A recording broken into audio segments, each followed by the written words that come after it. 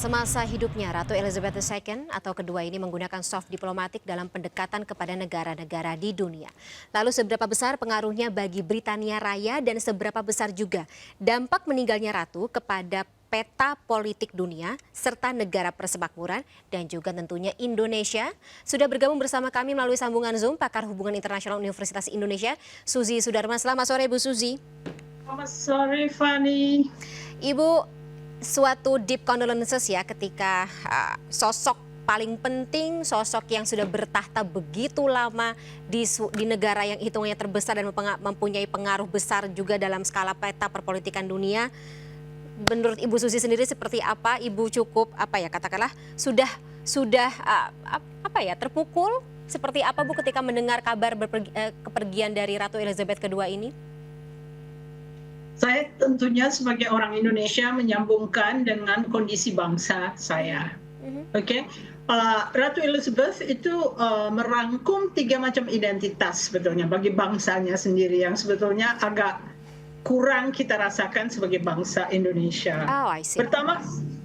Pertama adalah identitas seseorang itu dengan kelompok dengan atribut tertentu. Yang kedua, identitas seseorang sebagai bagian dari rejim atau pemerintahan tertentu. Dan ketiga adalah identitas seseorang yang terkait dengan lokasi di mana dia berada.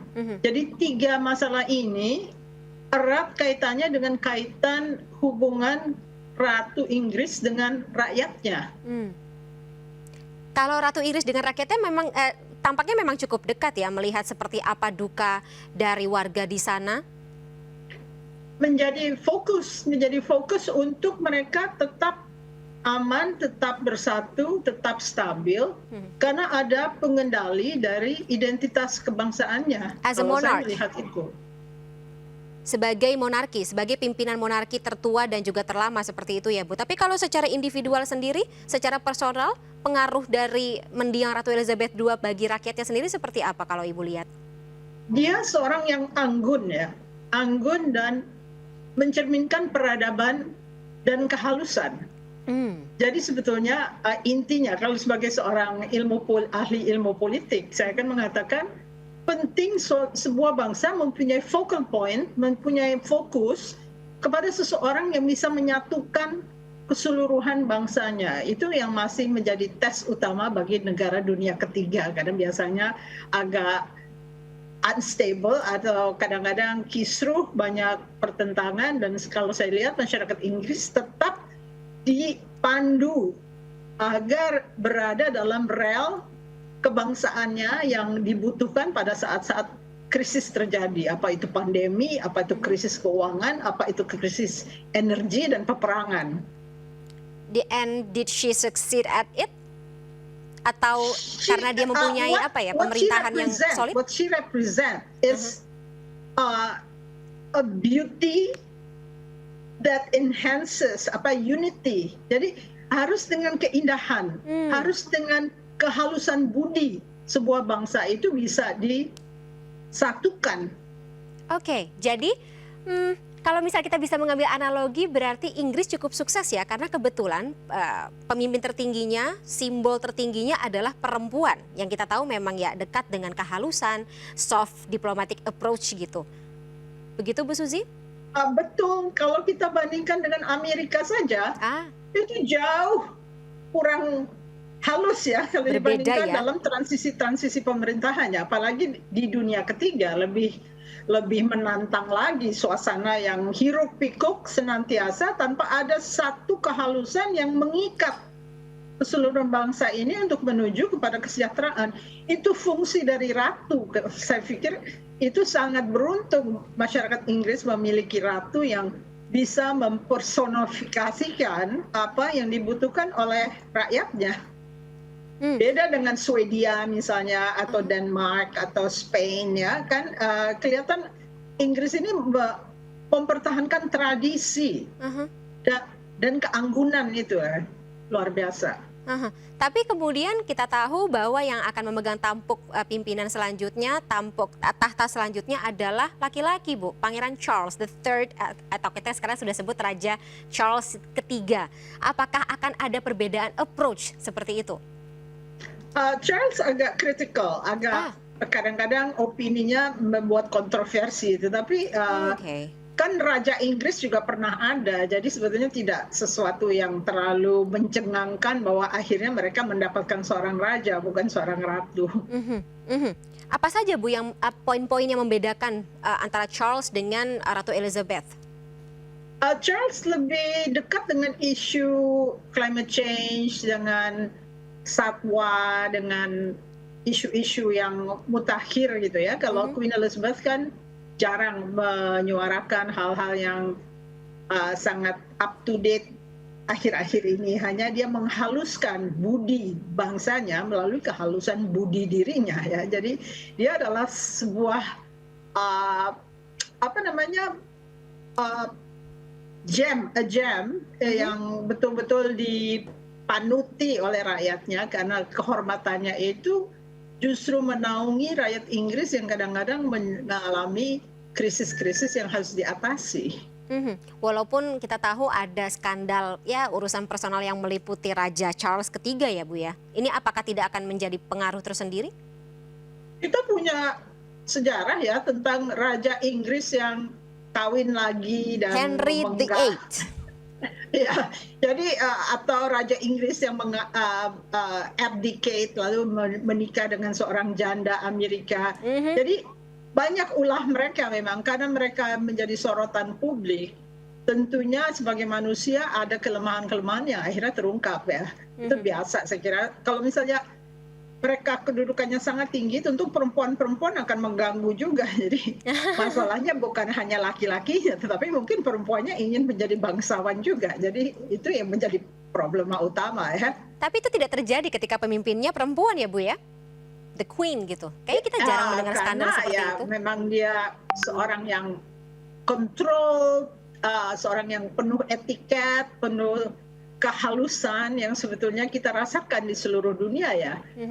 Kalau kita pikirkan mereka imperialis ya, tapi kita kayaknya suka sekali dengan figur ini karena mungkin satu harapan bahwa hal yang sama bisa terwujud di dunia-dunia lain yang penuh kekisruhan, penuh ketidakstabilan dan tantangan-tantangan. Jadi dia meredakan gitu ya, seakan-akan dia menjadi pusat yang meredakan segala macam kisruh yang mungkin terjadi di antara rakyatnya.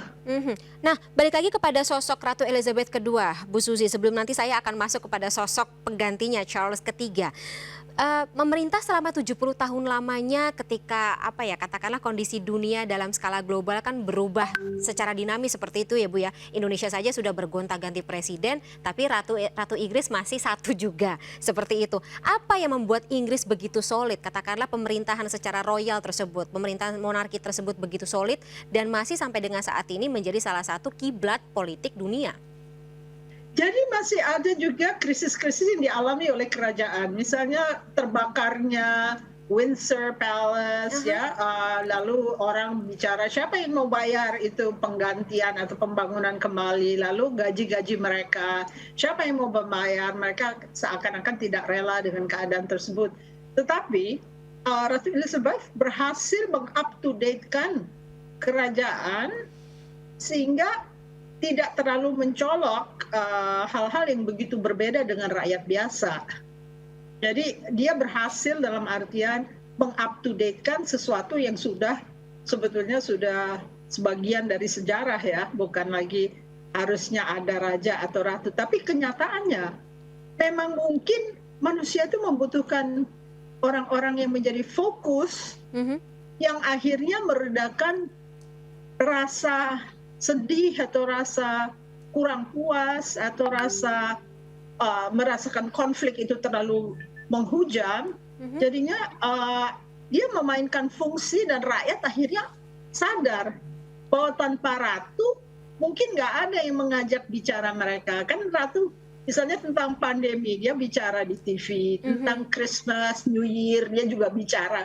Jadi ada satu saat di mana konversasi terhadap rakyat biasa itu harus terjadi, dan kadang-kadang di dunia ketiga ya terutama karena terlalu sibuk untuk menyelesaikan berbagai macam konflik, lupa melakukan hubungan hati ke hati antara Ah. pemimpin bangsa kepada rakyatnya. Kalau dulu zaman Pak Harto ada kelompok pencapir, tapi kan terlalu rendah. Kalau Ratu ini bicara secara anggun kepada seluruh bangsanya, menenangkan pemikiran mereka, seperti dalam pandemi, nanti kita bertemu lagi dengan teman, dengan saudara, dan sebagainya. Jadi punya efek stabilizing ya. Nah, itu yang dilakukan oleh Ratu Elizabeth II.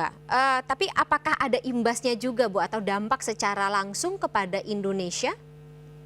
Mungkin kalau kita menilik sejarahnya dari zaman dulu sampai saat ini, Bu. Ya, saya menggunakan momentum ini, Anda bertanya kepada saya, untuk meradicalize cara kita berpikir. Mungkin kita membutuhkan konversasi dari pemimpin bangsa yang anggun, agar rakyat kita ini tidak selalu ribut-ribut untuk hal yang sebetulnya sepele dan menunjukkan bahwa mereka kurang beradab ya. Kalau saya bilang, contohlah tradisi-tradisi yang ditanamkan dan dipertahankan, bukan selalu kita harus mempunyai yang baru dan membuang yang lama, tetapi mengimprove, memperbaiki sesuatu agar kecintaan kepada bangsa itu tetap terpelihara, karena kelihatannya itu yang vakum dalam kondisi dunia ketiga yang tidak stabil ya. Itu. Tapi kalau misalnya lagi-lagi kita membandingkan, Bu ya, kita komparasi bahwa pemimpin antara pemimpin dunia yang satu dengan yang lainnya, kita tidak mungkin bicara gender, tapi mungkin kita bicara mengenai approach tersebut gitu.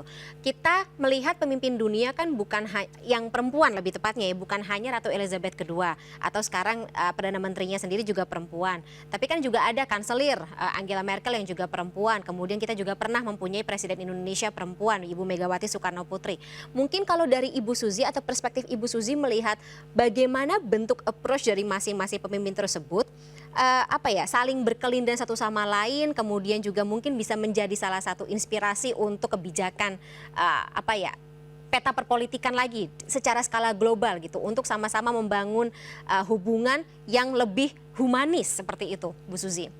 Ya, kalau saya lihat Angela Merkel disukai karena dia keibuan juga ya. Dia bukan seorang ratu yang mencerminkan kehalusan budi sehingga akhirnya mengikat seluruh bangsanya itu menjadi sebuah identitas yang tenang ya. Kalau ratu kan beda ya. Angela Merkel orang Jerman juga kehilangan, dia pergi, tetapi karena urusan konstitusional dia harus pergi. Jangan kita bandingkan dengan misalnya Perdana Menteri Inggris yang perempuan, karena mereka kan harus gontok-gontokan di House of Commons gitu ya, yang bertanya, ada yang nimpuk, yang mengkritik dan sebagainya. Jadi tidak menghaluskan, tapi dia harus menghadapi tantangan. Sedangkan Ratu harus duduk anggun, mengajak semua, let's get together, let's make this life a little better. Jadi keanggunan itulah yang kehilangan kita di dunia ketiga ini. Karena misalnya Ibu Megawati mungkin karena dia terlalu tegang dalam artian latar belakangnya, tantangan waktu dia menjadi perempuan, menjadi presiden dan sebagainya, tentu tidak bisa dibandingkan langsung bahwa dia mampu menjadi seorang yang anggun mengikat bangsanya. Jadi sebenarnya kita harus reflektif, mempelajari tradisi-tradisi yang mengikat kebangsaan itu agar tidak terkoyak. Karena yang sekarang saya rasakan di dunia ketiga, keterkoyakan itu semakin menonjol, padahal sebenarnya banyak contoh-contoh. Jadi harus kita ajarkan kepada rakyat, let's get together, let's make this life a little better, gitu ya. Jadi kan ada istilah bahasa Inggris dibilang, a nation as good as its people. Nah, its people is not good. Jadi itu dulu yang diperbaiki dengan budi pekerti, dengan etiket, lalu diadakan seorang pemimpin yang bisa merangkul mereka, mengajak bicara. Roosevelt begitu dulu ya. FDR punya cara untuk bicara di radio kepada rakyatnya. Masing-masing punya ya ciri khasnya. Bukan hanya perempuan, laki-laki juga bisa dalam saat krisis, dia mengadakan chat di radio. Kalau zaman modern Ratu Elizabeth kan, dia di depan TV lalu bicara tenang dan berisi dalam, sehingga rakyatnya itu lama-lama merasakan ada manfaatnya juga nih ya aristokrasi kita gitu loh. Bu Suzy, tadi saya ingin penasaran, ketika Ratu Elizabeth mempunyai, kalau kata Ibu mempunyai soft approach seperti itu, apakah ada pengaruh atau katakanlah pelajaran-pelajaran yang nantinya juga akan dilakukan oleh Charles saat ia menjabat sebagai raja atau memang sudah saat ini ya bertindak sebagai Raja Inggris? Tentunya dia belajar bahwa ada pendekatan tertentu dari aristokrasi kepada masyarakat Inggris. Tentunya dia menyimak selama ini. Jadi kalau misalnya dia menggunakan cara-cara yang lama di mana dia sangat dikritik oleh masyarakat karena Diana dan kelakuan-kelakuannya, mungkin dia harus mencoba menahan diri untuk menjadi seseorang yang humble, yang bisa bicara secara senior kepada seluruh bangsa. Jadi tidak perlu seorang laki-laki itu harus diganti dengan perempuan. Buktinya Roosevelt selama 10 tahun lebih melakukan fireside chat untuk bisa bicara kepada rakyatnya. Jadi kalau misalnya mengikuti tradisi Ratu Elizabeth untuk selalu menenangkan, berusaha menjelaskan dimensi-dimensi yang menyatukan mereka, tentunya Charles akan banyak belajar dan mungkin akan mulai dicintai oleh rakyatnya. Oh, yang itu belum terlihat ya sampai dengan saat ini ya Bu ya? Sudah mulai ketika Ratu itu memberikan King Consort ya kepada Camilla ya. Jadi seakan-akan sudah dimasukkan ke dalam pelukan Ratu ya. Itu absah. Jadi seakan-akan Ratu memang sudah setuju dengan perkawinan Camilla dengan Charles. Jadi itu sangat membantu untuk dipandang sebagai sesuatu karunia ya untuk bangsa Inggris. Ibu Suzy, langkah selanjutnya dari Pak Raja Charles III ini tadi kalau kita lihat dari informasi sebelumnya akan mengunjungi Irlandia, Skotlandia dan juga Wales sebagai salah satu kesatuan Inggris Raya. Apakah akan ada tadi pendekatan secara berbeda terhadap wilayah-wilayah tersebut mengingat ya sejarah yang begitu panjang gitu di wilayah Britania Raya sendiri? Tentunya yang paling dihadapi adalah keinginan Skotlandia untuk memerdekakan diri ya. Mungkin itu sebuah tantangan baru ya. Tentang Wales tidak terlalu terdengar, tapi kalau Scotland kelihatannya ada tokoh-tokoh yang memang menyuarakan hal tersebut. Kalau Queen Elizabeth karena dia halus dan dia bisa mendekati secara keibuan, mungkin agak sulit untuk dilawan ya. Kalau misalnya Charles salah langkah, mungkin bisa menimbulkan kehebohan kalau misalnya akhirnya partai dari Scotland yang menginginkan kemerdekaan itu diperlakukan secara tidak baik. Tapi kita kan belum tahu, kita hanya meraba-raba kira-kira Charles akan bagaimana nantinya menghadapi kemungkinan separatisme di Inggris sendiri. Tapi kita harapkan tidak seperti itu ya, mengingat bahwa kondisi katakanlah friksi secara dunia sendiri juga sedang bikin pusing Inggris begitu ya Bu Suzy. Betul, sangat betul. Kalau nggak dunia ini semakin berkonflik dan semakin kita tidak bisa sejahtera, terutama di dunia ketiga ya, karena kita sangat tergantung kepada perdagangan internasional ya untuk menjadi utuh dan menyejahterakan bangsa. Akan berefek seperti itu. Nah, Bu Suzy, selanjutnya Ratu Elizabeth kan ya menjabat sejak tahun katakanlah usianya 21 tahun, kemudian 70 tahun memimpin tahta Inggris. Sementara Pangeran Charles sendiri saat ini naik tahta menjadi raja di usia 73 tahun yang kita tahu ya secara logika mungkin tidak akan selama Ratu Elizabeth II dalam menjabat. Bagaimana Bu Suzy melihat suksesi antar line up ya katakanlah dari Ratu Elizabeth II, Charles III, kemudian nanti yang dipersiapkan Pangeran William dan selanjutnya dalam Royal Family sendiri? Dasar untuk menilai itu tentunya dari keabsahan Ratu sendiri. Jadi kecintaan bangsa Inggris terhadap Ratunya tentunya membantu untuk tradisi persatuan itu tetap terjaga di antara masyarakat Inggris. Jadi Charles mendapatkan semacam coattail atau semacam bantuan karena ibunya itu sangat dicintai oleh rakyat Inggris. Jadi transisi pun tidak akan terlalu menggoncang ya kalau menurut saya. Ya. Terlepas dari situasi Brexit saat ini, Bu Suzy? Brexit memang udah menjadi pilihan ya, dan itu kan tidak bisa dibalikkan lagi kepada asal muasalnya. Jadi ada suatu saat di mana nasionalisme ini ingin ditunjukkan agar Inggris tidak menjadi bagian dari European Union karena dia lebih dekat dengan keluarga Anglo-Saxon ya. Jadi kalau misalnya Anglo-Saxon sudah menentukan pada saat yang sama, Amerika juga dengan Donald Trump juga mengibar-ngibarkan nasionalisme, tentunya akan lanjut seperti ini walaupun tantangannya besar dan mungkin harus dicapai. Yang utama oleh Liz Truss adalah mungkin G7 mendamaikan konflik yang ada di Ukraine. Mungkin itu akan menjadi jurus yang jitu ya. Interesting intake. Tapi Bu, kita melihat bagaimana bentuk komunikasi yang terjalin antara Ratu Elizabeth II dengan Perdana Menteri saat ini Liz Truss, sehingga yang bersangkutan Liz Truss ini diangkat menggantikan Boris Johnson gitu. Bagaimana dengan Raja Charles III sendiri dengan Liz Truss kalau dari perspektif Ibu? Selalu raja atau ratu punya hubungan yang sangat prickly, sangat tajam, bertentangan gitu dengan Perdana Menteri karena mereka pantangannya kan beda. Mereka harus bicara di depan House of Commons, dikritik dan ini itu lama-lama pusing kepala juga maksudnya.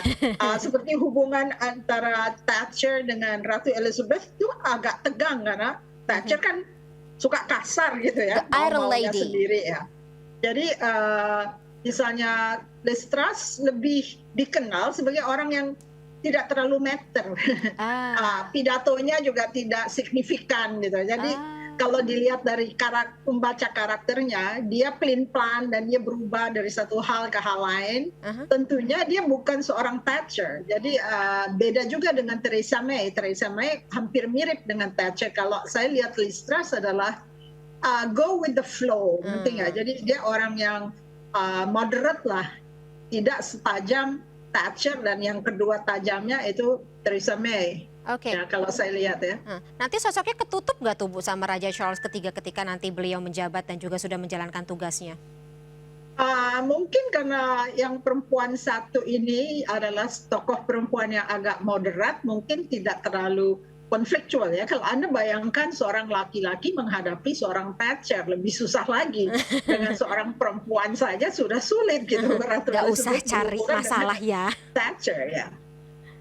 Jadi ya katakanlah mereka akan menjalankan posisinya masing-masing lah ya. Tidak kita tidak tahu ya karena kita belum melihat seperti apa pergerakan antara keduanya. Krisis itu harus men-smooth up, harus menghaluskan hubungan-hubungan antar tokoh-tokoh di Inggris karena mereka menghadapi krisis energi, krisis financial dan segala macam yang menimbulkan merasa kurang nyaman ya bagi mereka semua. Kalau mereka tidak bersatu, tentunya akan menyulitkan ke depannya. Influence seperti apa yang akan diberikan oleh Raja Charles III ini bagi pemerintahan Perdana Menteri? Bagusnya adalah pemerintahan konservatif mempunyai raja yang teliti mengenai soal climate change. I think it's a bonus, okay? Jadi bisa mengimbangi konservatisme. Kan Liz Truss dalam pidato pertamanya dia mengatakan, I'm a conservative and I will govern as a conservative. Konservatif itu nggak suka conserving. Ya. Dia suka menghancurkan environment gitu, misalnya bikin hal-hal yang merugikan tetapi akhirnya menimbulkan masalah. Gitu ya? Kalau rajanya mempunyai tema yang agak berbeda, tentunya itu akan saling membalance ya. Ada perimbangan antara keinginan kalangan konservatif untuk merusak lingkungan hidup dengan raja yang seringkali bicara tentang masalah-masalah climate change. Nah, celah seperti apa atau katakanlah titik apa yang bisa kita manfaatkan sebagai negara Indonesia, Presiden Joko Widodo dengan menjabatnya atau Raja Charles naik tahta, kemudian Perdana Menterinya juga Liz Truss seperti ini dengan situasi kondisi geopolitik Inggris saat ini terjadi? Bu Suzy? Oke, kita harus paham benar, harus benar-benar paham. G7 itu sepakat untuk mengalahkan Rusia. Ini kita harus paham ya. Posisi kita? Karena ucapan Liz Truss juga mengatakan we want to win against the aggressor, ya. Oke. Jadi ini satu kesepakatan dari G7 yang harus disimak baik-baik karena ini mempunyai konsekuensi kepada kehadiran mereka atau tidak dalam G20, ya. Yang kedua adalah mencoba sebaik mungkin mendekati mereka dengan cara-cara yang halus juga, sekalipun pemerintahannya adalah pemerintahan konservatif yang nggak peduli dengan kerugian rakyat dunia ketiga mungkin, ya. Jadi kita lebih melayani. Lagi pula kita tahu mereka G7 bukan negara-negara yang sedang tidak krisis. Jadi menurut saya harus ada balancing, harus ada perimbangan antara hubungan kita dengan Cina yang kelihatannya terlalu maksimal dengan hubungan dengan mereka. Jadi ada misalnya konsesi-konsesi, transaksi-transaksi yang diberikan kepada kelompok G7 supaya mereka membalasnya dengan goodwill kepada Indonesia, ya. Ini yang harus disimak karena G7 sepakat untuk mengalahkan Rusia dan tidak mau mungkin bertemu dengan Putin. Jadi harus ada upaya-upaya khusus agar mereka melihat Indonesia memberikan reciprocity atau goodwill kepada mereka dengan memberikan mungkin kontrak-kontrak, misalnya kontrak airport atau jalan atau apa yang bisa menghasilkan dana untuk mereka. Karena capitalists are not sentimental. Kalau misalnya kita tetap harusnya kita wajib hanya meminta-minta tanpa ada reciprocity, tentunya G20 rawan sekali. Oke. Berarti ya pintar-pintar memilih posisi, pintar-pintar memilih relasi seperti itu ya Bu Suzy, ya. Dan perimbangan, karena kebanyakan kan kita berhubungannya dengan Cina, ya. Jadi kurang kepada kepentingan G7 yang sebetulnya karena kapitalis. Kalau misalnya diberikan konsesi mungkin mereka lebih lunak gitu. Ini anggapan saya sebagai seorang pengamat, ya, saya bukan pemerintah, ya. Siapa tahu bisa jadi pertimbangan untuk kebijakan selanjutnya, begitu Bu Suzy.